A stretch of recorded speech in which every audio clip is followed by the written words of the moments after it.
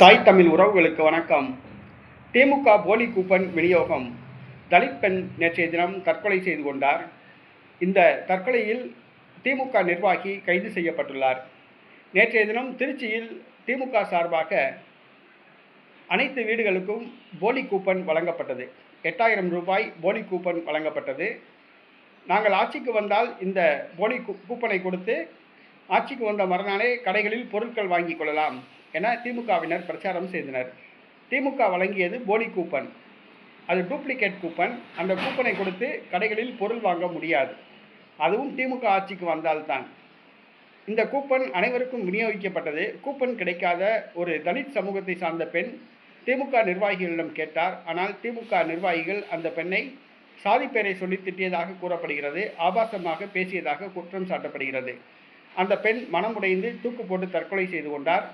திருச்சி மணச்சநல்லூர் தொகுதியில் இது நடந்தது. இது சம்பந்தமாக காவல்துறை வழக்கு பதிவு செய்து விசாரித்தனர். திமுக நிர்வாகி ராஜேந்திரன் உள்ளிட்ட 6 பேரை அதிரடியாக கைது செய்துள்ளனர்.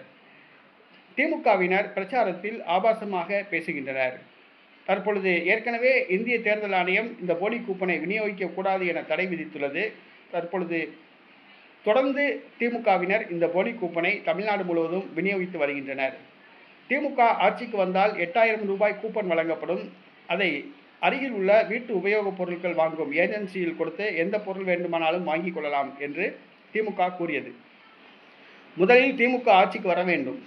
அடுத்தது அமைச்சரவை ஒப்புதல் பெற வேண்டும். அடுத்தது நிதி கமிஷன் ஒப்புதல் பெற வேண்டும்.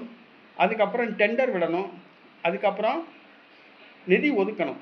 அதுக்கப்புறம் தான் இந்த திட்டம் நடைமுறைப்படுத்தப்படும். ஆனால் திமுகவினர் இந்த போலி கூப்பனை விநியோகித்து நாங்கள் ஆட்சிக்கு வந்த மறுநாளே நீங்கள் 8000 ரூபாய் கொடுத்து எந்த பொருள் வேணாலும் வாங்கிக்கலாம் அப்படின்னு சொல்கிறாங்க. இவங்க வழங்குவது போலி கூப்பன், டூப்ளிகேட் கூப்பன். பொதுமக்கள் நம்ப வேண்டாம். இந்த டூப்ளிகேட் கூப்பனால் ஒரு உயிர் நேற்றைய தினம் போனது. திமுக நிர்வாகி கைது செய்யப்பட்டுள்ளார்.